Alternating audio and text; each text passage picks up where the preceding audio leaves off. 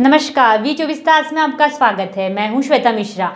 Bhadravati taluka western coalfield की खान में scrap धातु की चोरी करने का मामला सामने आया है। पुलिस ने 5 आरोपियों को गिरफ्तार कर लिया है। प्राप्त जानकारी के अनुसार वर्तमान भद्रावती के धोरावास कोयला खदान कई दिनों से बंद था। यहाँ स्क्रैप डंपर बंद स्थिति में खड़ा था। WCL के सुरक्षा निरीक्षक यशवंत थवारी ने भद्रावती पुलिस थाने में चोरी की शिकायत दर्ज करवाई। पुलिस ने तुरंत कार्यवाही करके 5 चोरों को पकड़ लिया। चोरों ने बंद डंपर से लगभग 8 टन लोहा चोरी किया था। पुलिस ने चोरों के पास से 2 टन लोहे के गैस कटर और एक महिंद्रा पिकअप ट्रक सहित कुल 4,80,000 का सामान जब्त किया। नमस्कार। दिनांक 10 ऑगस्ट 2020 रोजी Shri Yashwant Bhanu Thawari, security supervisor, WCL Dhorwasa खोली खदान यांनी पोलीस ठाण्यात येऊन तक्रार दिली होती की जी खदान मागील 6 वर्षापासून बंद आहे। या खदानीच्या परिसरात बऱ्याच ठिकाणी स्क्रॅप मटेरियल आणि काही वाहने ही बंद स्थितीत पडलेली आहेत। त्यापैकी BEML कंपनीचे एक स्क्रॅप डंपर ज्याचं वजन अंदाजे 11 ते 12 टन आहे, त्या स्क्रॅप डंपरच्या काही पार्ट्सपैकी 7 ते 8 टन स्क्रॅप जे आहे ते चोरीला गेलेलं आहे।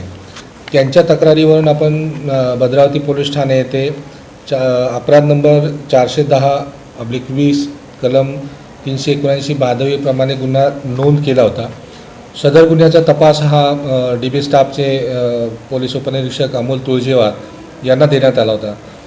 त्यांचा तपास चालू असताना माहिती मिळाली की सदरचा गुन्हा हा कोणी केलेला आहे किंवा कुठली गाडी त्यात वापरलेली आहे, याबाबतची माहिती मिळाल्यानंतर माननीय SP सर आणि माननीय SDPO श्री पांडे सर यांच्या मार्गदर्शनाखाली या गुन्ह्याचा तपास करीत असताना दिनांक 23/8/2020 रोजी आपण 5 आरोपींना या गुन्ह्यामध्ये अटक केलेली आहे।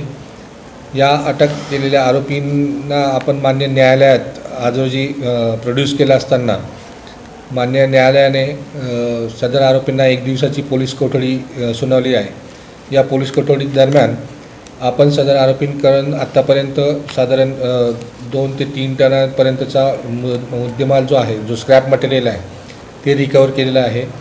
या गुन्ह्यामध्ये जे स्क्रॅप मटेरियल घेऊन जाण्यासाठी जी वापरण्यात आलेली जी गाडी आहे, ती गाडीसुद्धा आपण रिकवर केलेली आहे। या गुन्ह्यामध्ये अजून काही लोकांचा सहभाग असू शकतो। वी24 तास के लिए जावेद शेख, भद्रावती।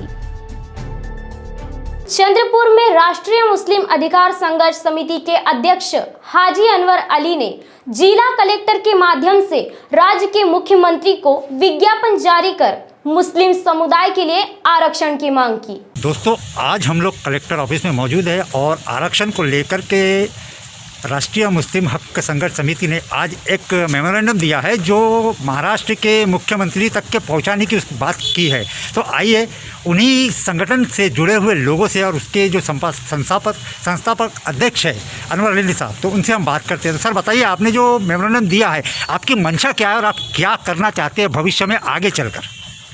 पिछले 7 सालों से राष्ट्रीय मुस्लिम हक संघर्ष समिति आरक्षण की लड़ाई को लड़ रही है और हमारे साथ सारे संगठना साथ देती है। हम लोग चाहते हैं कि मुस्लिम समाज जो पिछड़ चुका है उसको जल्द से जल्द सरकार ने प्रभाव में लाना चाहिए।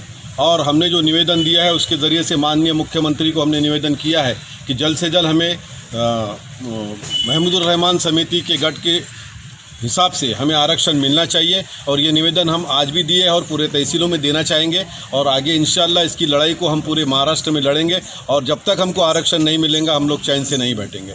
हम आज यहाँ पर संगठना के साथ पूरी MIM भी हमारे साथ में है, राष्ट्रीय मुस्लिम हक संघर्ष समिति भी है, MIM के कुछ पदाधिकारी भी हमारे साथ में है। और हम चाहते हैं कि पूरे विदर्भ के अंदर राष्ट्रीय मुस्लिम हक संघर्ष समिति की जानिब से हम लोग निवेदन दे के सरकार को जगाए और 5% आरक्षण जो हमको सरकार ने 2014 में आघाड़ी सरकार ने दिए थी, वही तर्ज पे फिर से हमको 5% आरक्षण ये आघाड़ी सरकार ने देना चाहिए। ऐसी निवेदन हमने महाराष्ट्र के मुख्यमंत्री को कलेक्टर के जरिए देने की सौंपा है।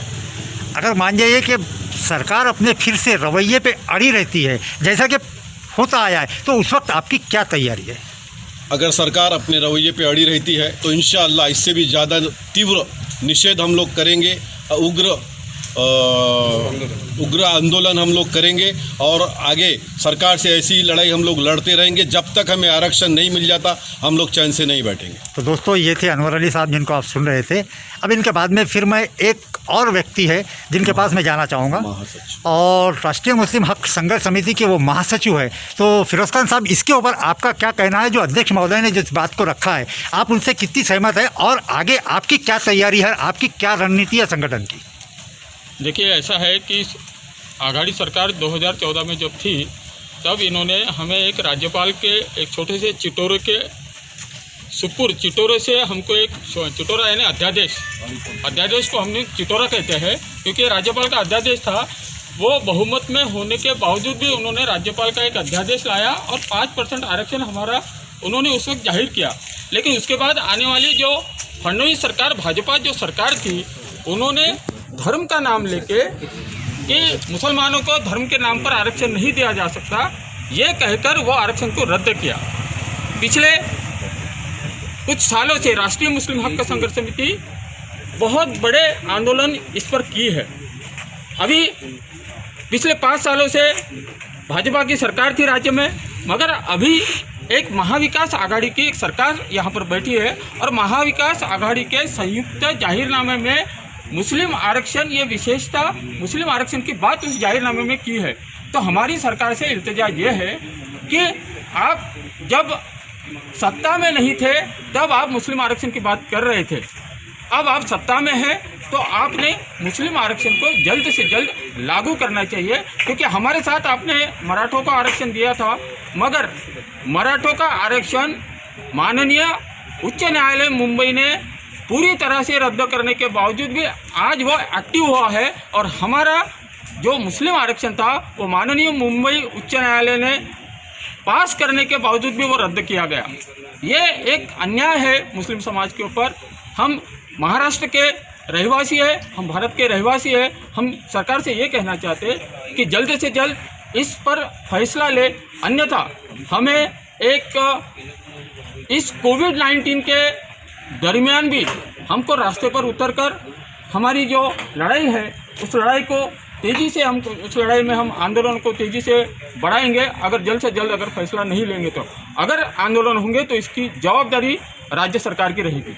वर्धा जिले के गिर में हिंदू मुस्लिम एकता की मिसाल देखने को मिलती है। प्रसिद्ध बाबा फरीद दरगाह में लाखों हिंदू और मुसलमानों के लिए पूजा स्थल है। पिछले 778 वर्षों से बाबा फरीद की पुण्यतिथि के अवसर पर हजारों भक्तों की उपस्थिति में उर्स मनाया जाता आया है। कोरोना के चलते भी हजारों भक्तों की उपस्थिति में उर्स इस साल भी मनाया जाएगा।